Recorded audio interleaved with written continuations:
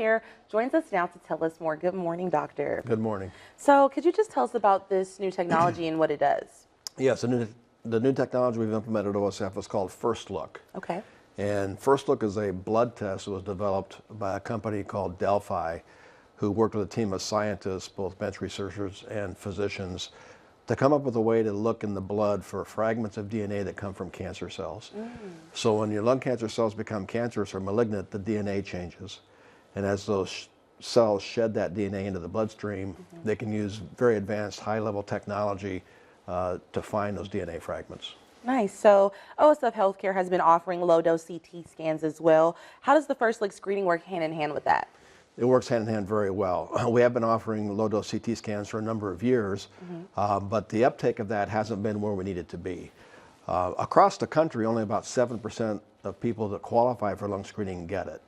I am very happy to say that at OSF, when we looked at our data about 6 months ago, we were approaching 35%. So we're much higher than most of the country.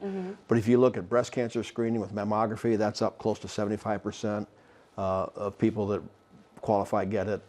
For cervical cancer, it's around 65%. For colon cancer, it's around 60%. And lungs, it's 7, or 35 in our case. So we're hoping to at least double that, 35% with this First Look. So it works very well with the CT scan, because if you have a negative First Look test, your risk of having a lung cancer is less than 1%. So if it's negative, you don't have lung cancer, essentially. Right.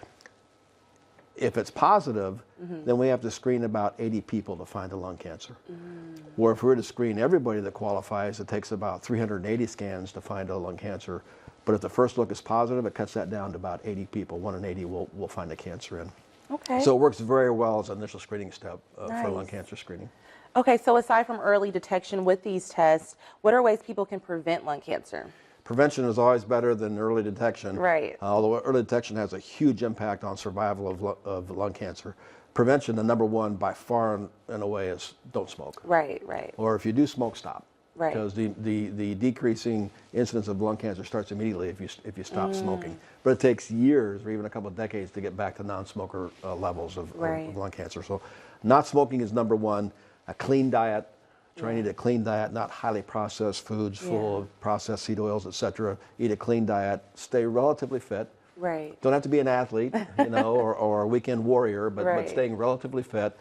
Take the stairs instead of the elevator, sort of thing. Okay. Those are the main things to do to prevent lung cancer. And then in our area of the country, especially with all the agricultural stuff, you have to be careful environmentally. If a wear masks, maybe? Yeah, if a farmer's using chemicals or using powders that has dust, protect yourself from that. Absolutely, absolutely. So who should consider getting a First Look screening? Anyone? No, we only screen people that meet certain criteria, because if you screen everybody, it becomes too much of a burden. We don't have the capacity to do it. So the criteria are set based on the natural history of lung cancer and when people tend to develop it. So the 2 criteria for lung cancer screening is age 50 or higher and a 20-pack-year history of smoking. Okay. The best thing to do, though, is even if you've never smoked, if you're just curious about it, talk to your doctor about it.